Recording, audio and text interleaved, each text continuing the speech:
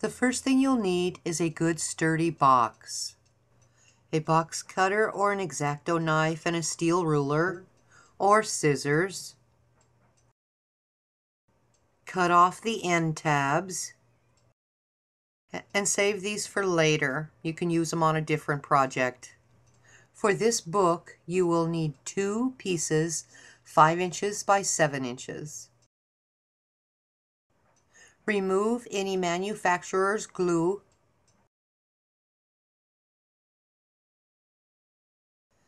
Using a sanding block, carefully rub on your cardboard until the surface is smooth. Be careful of areas that the paper has been torn away and the corrugations can be seen. Cut away the bent edge. Trim this piece to 5 inches. Turn the piece horizontally and cut at 7 inches. Do this 2 times, one for the front flap and the second for the back flap. You will now need a 3/4 inch by 7 inch spine. This will be what your pieces will look like when you're done. Measure in 1 inch and draw a line on the flaps. Hold one edge of your paper and see if it bends. Now hold another edge and see how much it bends. You now have found the grain of the paper and you will be making your cuts on the grain. These measurements are for a 5 by 7 book with an added spine piece. Use an adhesive that says it is for book binding or padding. It is really good glue. You will now begin gluing. Spread your glue from the line you drew down. Do not put any glue above or within the 1 inch mark at this time.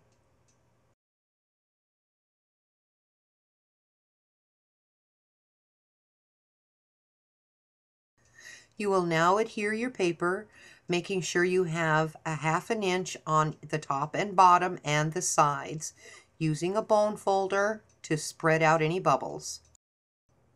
Repeat this to your other cover.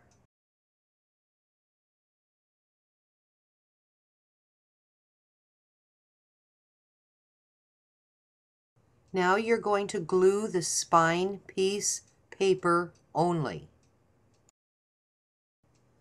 Take the spine piece of paper and butt it up against the piece that's already been glued. Do not put it over the top of it, just butt it up against it.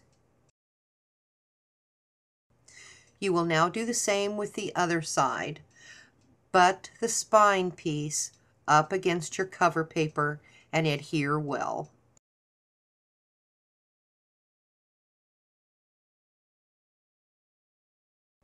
This is what your front, back, and spine cover pieces will look like when they're done. Now we will insert the spine plate.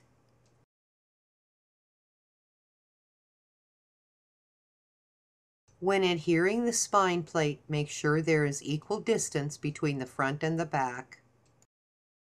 You will now make a 1/8 inch mark on the corner on all 4 edges. Using your scissors, snip away at the line you made.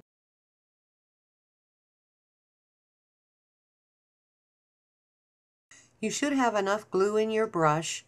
We are going to glue the long edges, both the top and the bottom, but one at a time. Glue one of the long edges. Press the paper up tightly against the cardboard. You can use a bone folder to do this. Then bend the paper over and secure it to the cardboard using a bone folder to get out any bubbles and secure adhesion. Make sure you rub in the grooves where the spine is. Do the same to the other long edge. For sharp mitered corners, Press in at the very edge with your bone folder. Do this on all 4 corners. Now you will glue the short edges, both of them. Now you will have professional mitered corners. This is the end of covering the front, back, and spine. Measure the width and the length of your book. You will need a piece 11 inches wide by 6 3/4 inches long.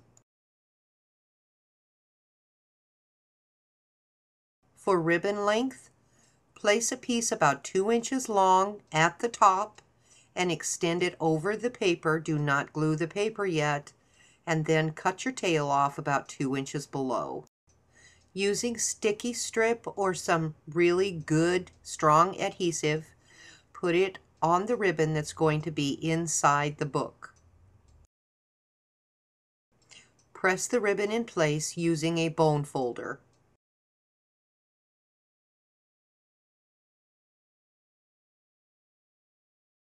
Add glue to this inside piece and make sure that you smooth it well. Don't leave these circles.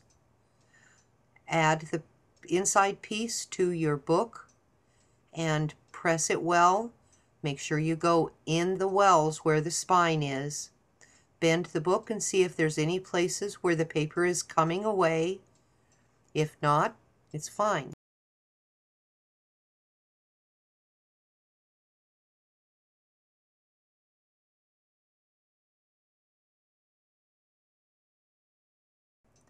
Try out your journal pages and see if they fit in your book. They should fit within all of the margins of your book. Add glue to the back cover of your journal pages. This will be adhered to the inside of your book on the back side. Press it down well and then look to make sure you have good adhesion. Glue an envelope to the inside front cover of your book. Using Velcro dots, you will attach them to the center of the envelope flap.